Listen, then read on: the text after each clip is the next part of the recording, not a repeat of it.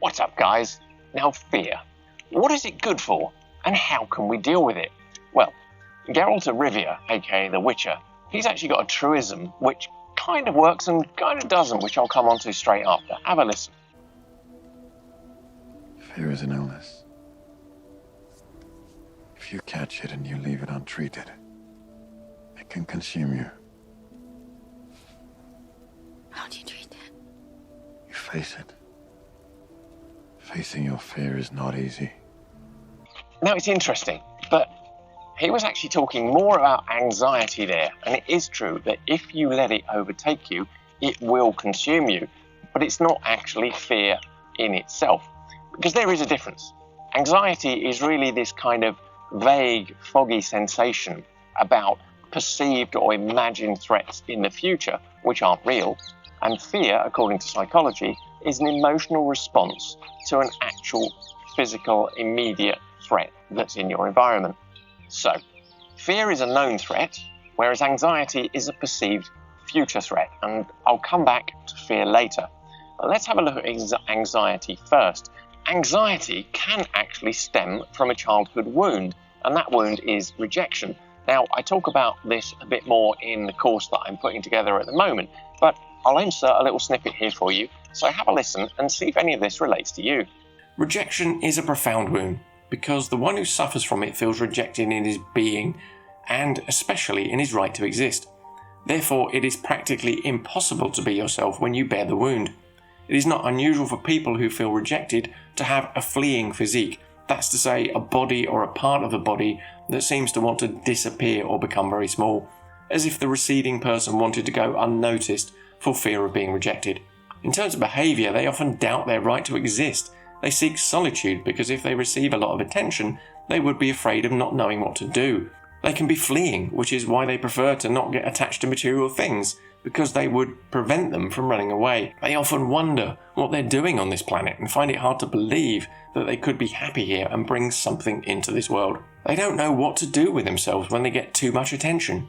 In relationships with others, they are constantly finding ways to reject themselves from a person of the opposite sex, yet often feeling guilty when they face rejection. It's not unusual for them to live in ambivalence. When they are accepted, they won't believe it and often create a self-sabotaging situation so that others reject them. Their biggest fear is panic and anxiety, because that often arises in them when they're rejected. Now, anxiety is not always stemming from this exclusively, but as Geralt says correctly, if left unchecked, it will consume you. Well, more about that in my course, and if you'd like to know more about that and future courses that I'm doing, remember to sign up to my mailing list over on my website. There's a link in the description. But what about fear? Well, fear can actually be a compass, as Marie Forleo says. It can help steer you in the correct direction or lead you against it. Now, I'll let her tell you what she says about fear and see if you can relate to it, and it's very intuitive guidance. You've got this question that you can ask yourself to tap into your natural knowing. Each of us has a natural knowing. It's something like a body knowing, kind of like your intuition. And it's a simple question, and it goes like this.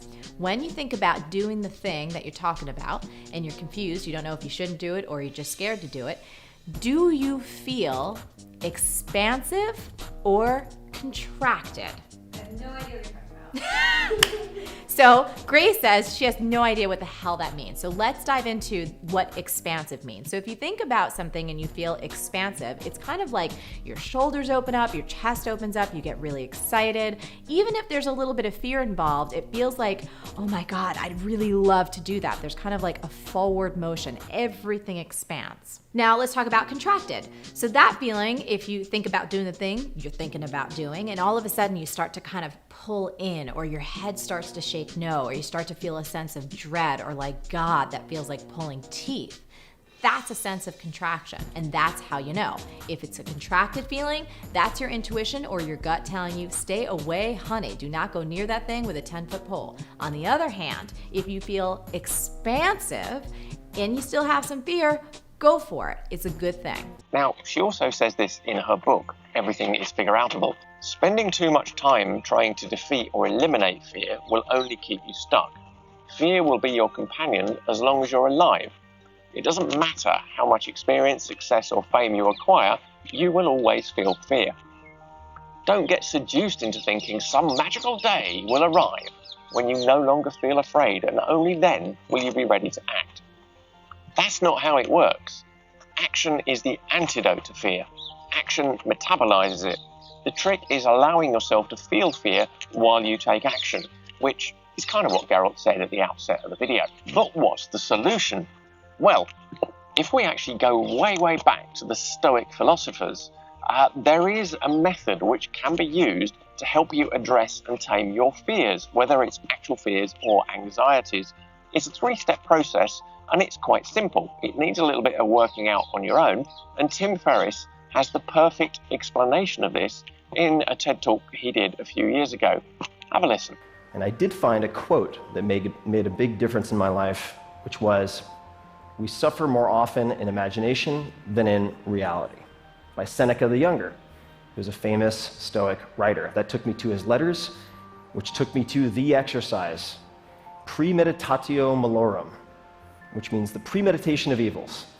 And in simple terms, this is visualizing the worst-case scenarios in detail that you fear, preventing you from taking action so that you can take action to overcome that paralysis.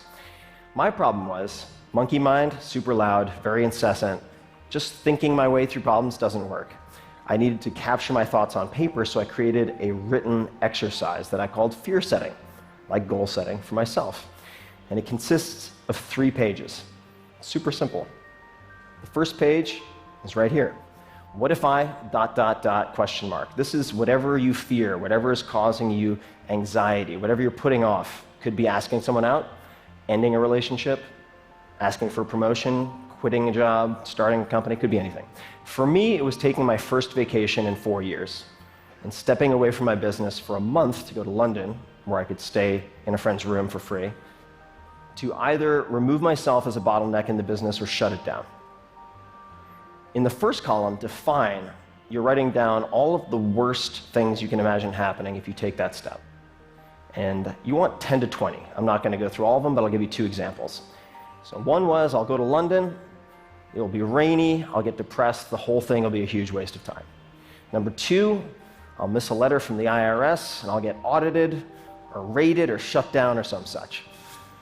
And then you go to the prevent column. In that column, you write down the answer to, what could I do to prevent each of these bullets from happening, or at the very least, decrease the likelihood, even a little bit.